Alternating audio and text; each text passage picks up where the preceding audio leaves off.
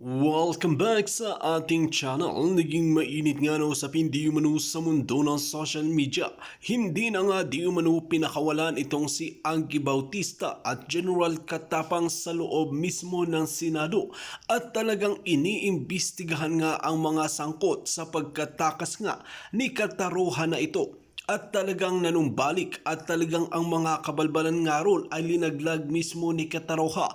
Kaya ngayon nga ay wala nang kawala ang Katapang at Bautista na ito. Kung ano nga ba talaga ang nangyayari na kabalbalan sa loob mismo ng Bucor Bilibid. Well mga kaibigan, ang nakakalungkot nga rito ay puro na lang takipan kasi ang ginagawa sa Bucor Bilibid at wala man lang aksyon ang DOJ at ating administrasyon ngayon sa kaso ng Bucor Bilibid. Kung makikita natin ay muntikan pa nga nila na i-dismiss ang kaso at investigasyon na ito. Ngunit buti na lang, meron tayong hindi nababayaran na prinsipyo ng ating mga senador na iba na talagang matino ang kanilang tungkulin na talagang ipagpapatuloy ang investigasyon kay Katapang at Anggi Bautista na ito. At sa mga protektor na ito ay talagang hindi nila tatantanan hanggat hindi nga sila nagdurusa sa kanilang ginagawang kalokohan. Banat pa nga ng maraming netizen na talagang mas maganda talaga na hindi na sinibak si DJ Bantag sa Bucor Bilibid at patuloy na nalinisan ang mga kalakaran na hindi maganda mismo sa loob ng Bucor Bilibid. Ito ang banat ng maraming netizen na totoo naman talaga kung makikita kasi natin mga kaibigan at babalikan natin ang pamumuno ni General Bantag ay talagang nalinis nga ang Bucor Bilibid. Hindi man gaano, ngunit unti-unti na nalilinis talaga at malaki ang pagbabago.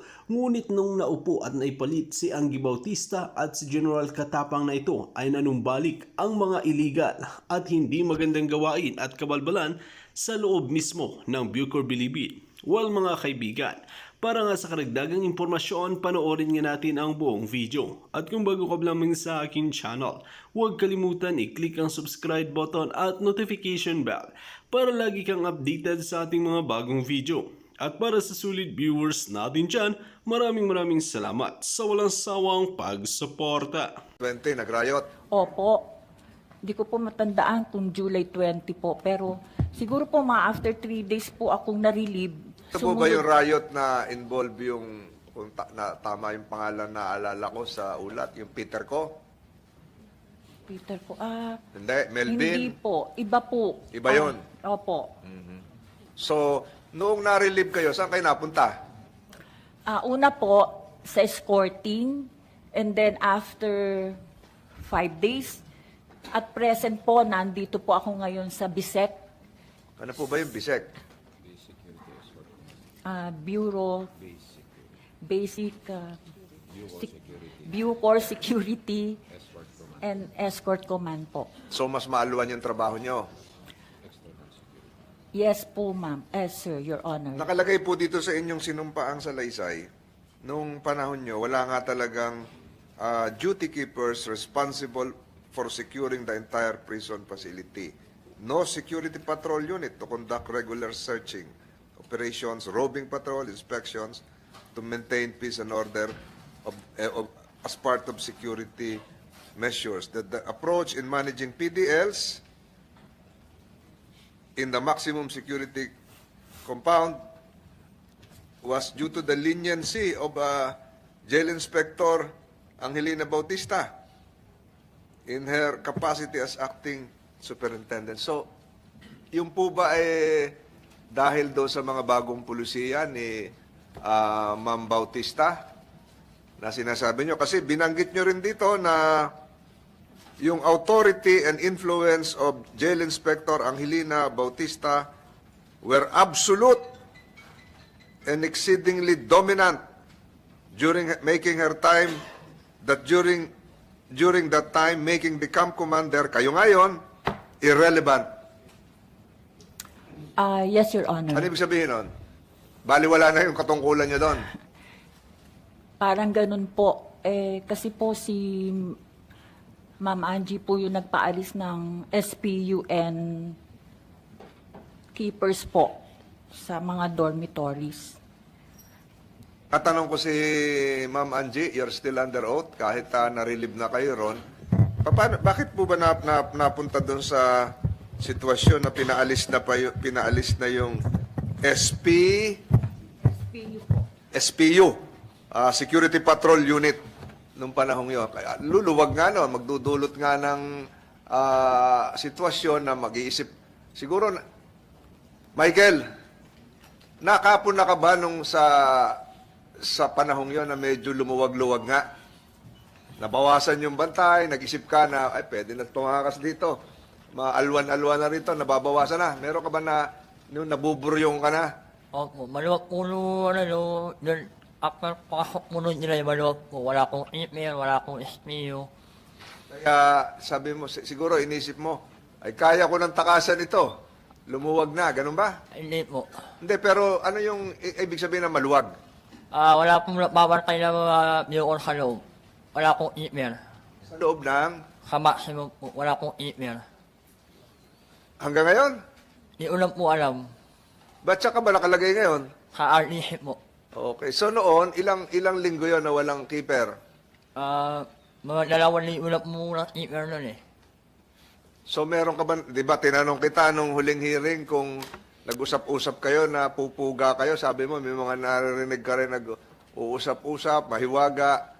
Yung ba kaya ang dahilan, kaya nag-isip yung iba na madaling tumakas, ay wala na keeper? Hindi po. Hindi. Pero pinanindigan mo ba yung sinabi mo noon na may mga nag-usap-usap ding iba na kaya natin tumakas dito? Na nag-usap-usap kayo, may narinig ka, yung iba hindi nakabalik, yung iba... Opo, meron po. Oh, Meron pa ko na mga kwento na mahiwaga na po yung maximum. no, mahiwaga. Opo. Oh, mahiwaga na yung maximum. Opo, yung iba lang po nakakakas. Kaya hindi na lang po nakakabalik. Meron mga nakatakas, di na nakabalik. Opo. Paano mo nasabi nakatakas? Baka naman Ano lang po eh, kinukumbara po eh. Pinapakay na lang po eh. pinapatay na sa labas o sa Opo. septic tank? Kalabas, unang po alam kung kalabas Ay, yung o septic sa tank, narinig mo yon? Hindi pa po. Hindi. Alam mo naman yung septic tank, kung ano yon? Poso Opo. Negro. Opo.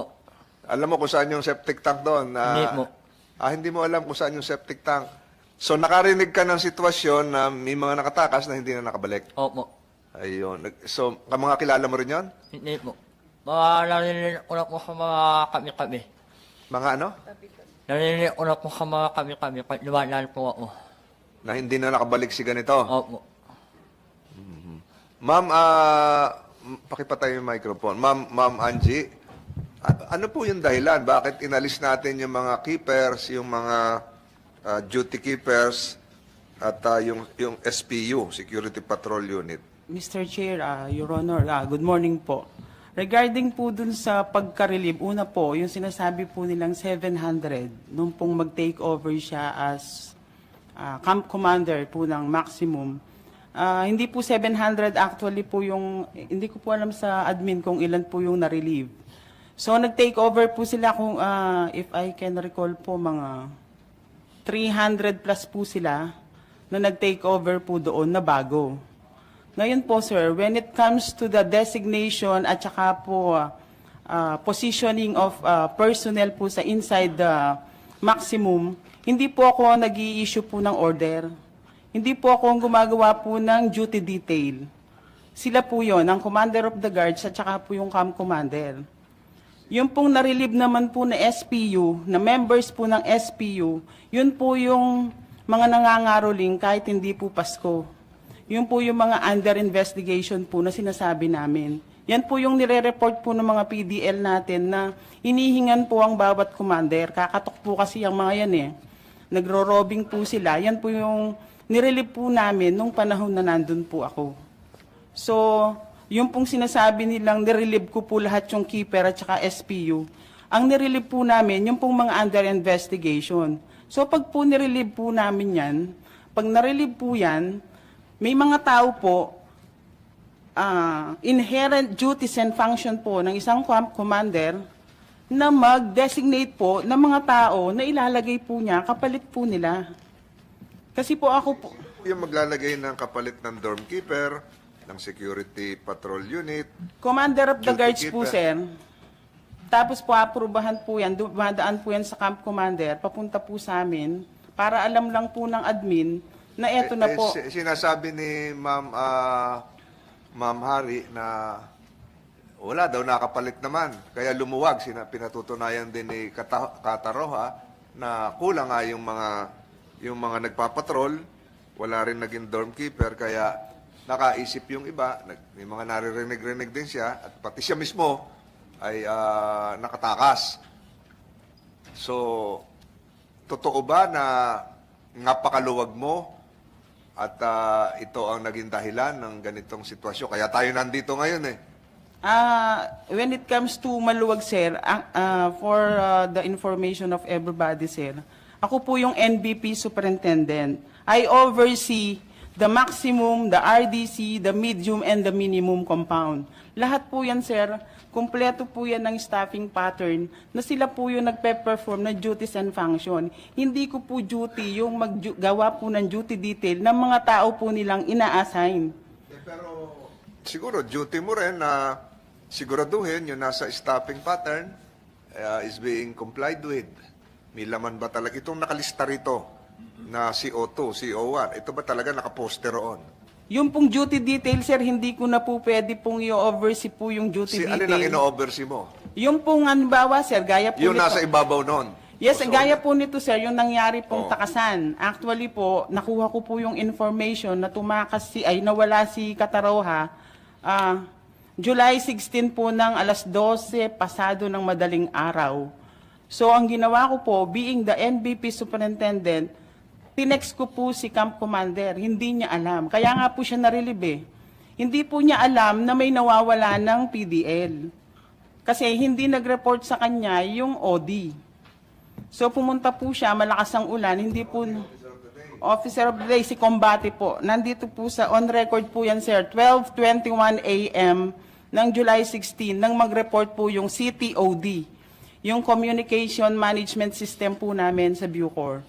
So, being the NBP superintendent, tatawagan ko po yan ang mga camp commander. The same with the medium, the minimum, the RDC. Ganyan po yung ginagawa ko. Pero po yung paghawak po ng tao nila, sila na po yun. Parang ako po, kumbaga po sa PNP, ako po yung provincial director, sila po yung chief of police. Sa sinasabi mo ngayon, nakadelegate na kina Ma'am Hari, bahala na sila kung gagawin nila yung trabaho nila, pero dito sa kanyang sinumpaang salaysay, sinasabi niya na yung iyong kaluwagan ang nagdulot nitong insidenteng ito dahil wala ngang SPU, walang dorm keeper, at lahat ng kanyang panahon doon ay naging irrelevant na rin at wala siyang control. Ma'am Hari, ano masasabi mo doon? Maghihiraman pa kayo ngayon ng mic. Sige, ma'am. Sige po. Yes, Your Honor. Lang, ano? Pwede ba, technical, bigyan natin ng tigi-tigi sa microphone itong mga ito? Nakakahiya naman tayo. Marami pang mic. Bakit ang uniforme mo, kakulay mo na rin ng PDL? Ano ka ba, technical dito sa Senate? O dito ka sa atin? O sige, sa committee ka pala. Baka nalilito na rin ako, baka mapasama ka mamaya doon pag-uwi nito si Katarawa. Artista na delegate na yun sa baba at hindi niya katungkulan na i-supervise lahat yun kasi meron naman mga camp commander, merong mga officer of the day, etc. etc. Mamari, yung narinig mo kanina, ganun ba talaga ang nangyayari na nasa inyong poder na yon kung may napalitan, kung naalis yung SPU, may katungkulan kayong palitan, kung nawala yung dorm keeper, meron kayong katungkulan kumuha ng kahalili? Sumagot po kayo. Your Honor, nung mga panahon po na kulang po ng mga gwardiya po sa loob.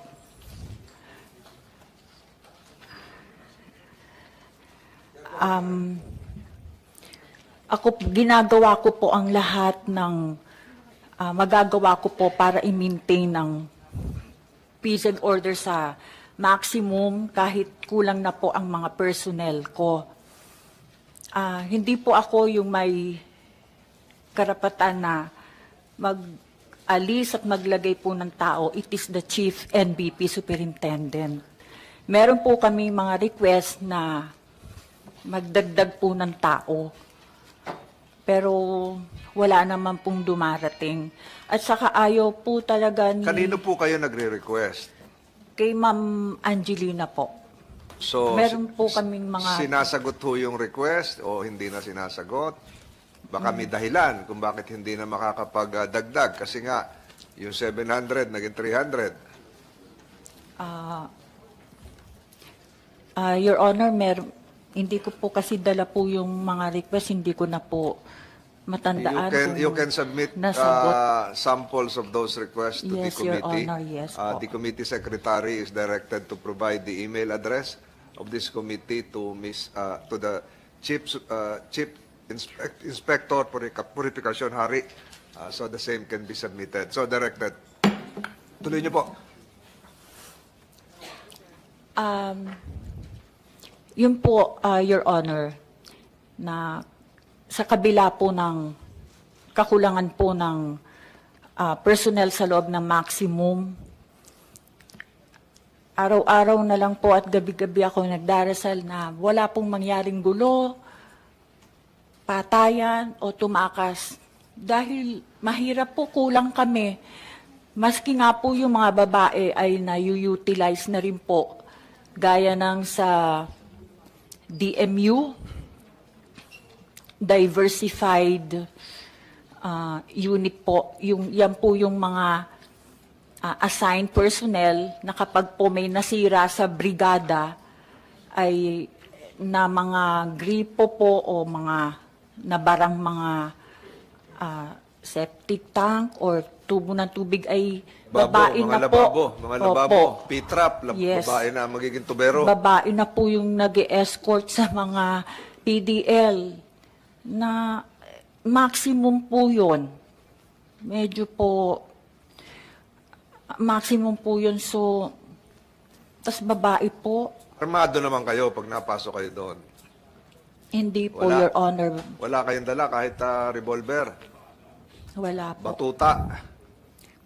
Wala din po. So Kaya, mag-isa lang o magka-body ho yun? may body naman po sila. Pero babae po May sila. radyo naman, may radyo, means of communication. May radyo pa kayo. Hindi, yan po papasok. Senator Meron Padilla. naman pong radyo yung iba, Your Honor. May Yung tatanong pong sa atas. OD. Senator Padilla. Maraming salamat po, Chairman. Ma'am Purification P. Hari, magandang ano po sa inyo, umaga. Maganda umaga po. Opo. Ilang taon na po kayo sa bureau, nagtatrabaho? 37 years na po. 37 years, so inabot po niya po pala ako, no? Yes, Your Honor. Opo, yes, ma'am. Kayo po ay naitalaga na Commander of the Guard. Yes, Your Honor. Opo. Sino po ang nagposisyon po sa inyo? Nakapirma po sa order ko si Superintendent Aro po. Aro, hindi po kayo tumanggi nung kayo po ay binigyan ng posisyon. Hindi niyo po nasabi sa kanya na baka hindi po ninyo magampanan.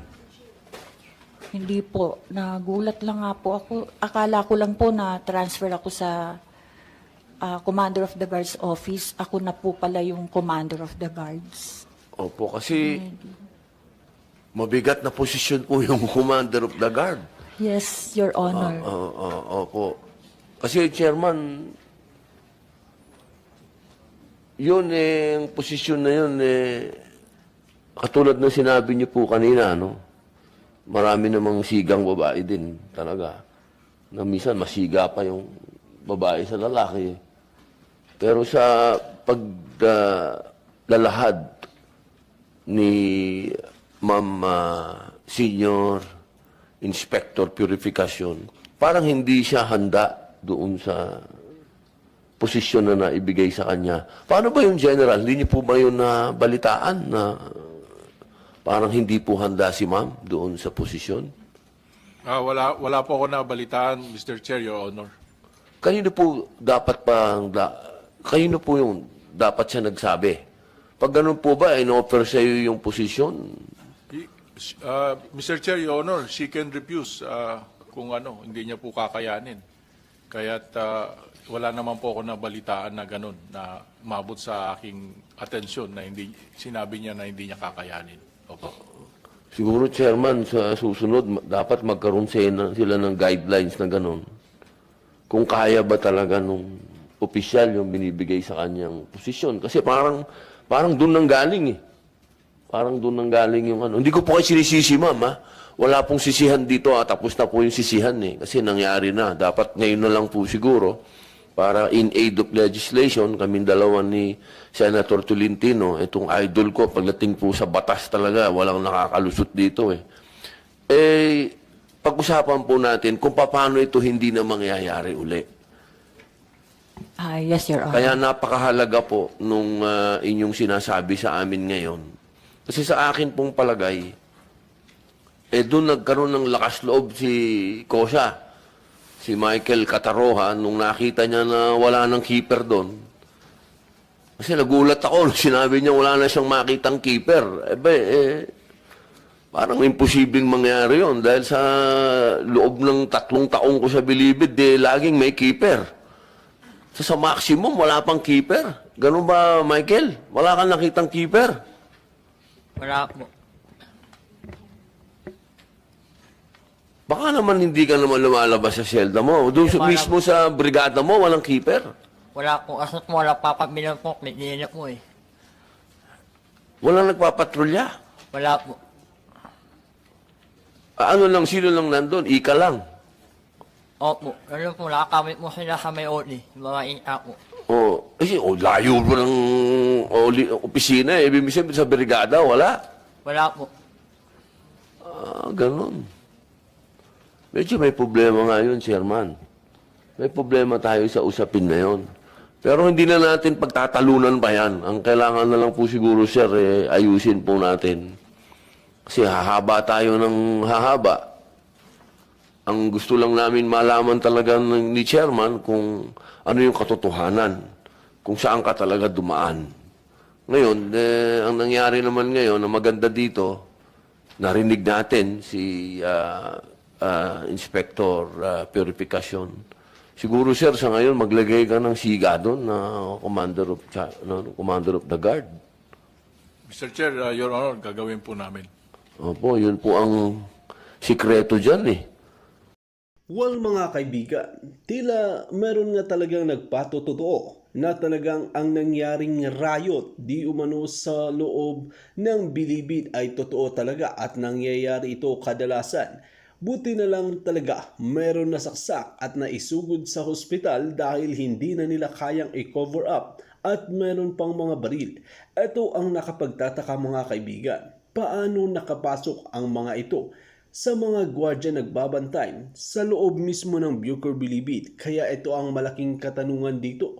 Kaya kung mapapatunayan ng ating mga senador na talagang sila ay nagsisinungaling at gumagawa ng kalokohan, ay masisibak lahat at mapapalitan ang nasa Bucor Bilibid. Well, mga kaibigan, kung kayong tatanungin ano ang inyong mga opinion, just comment below sa ating comment section at ating pag-uusapan.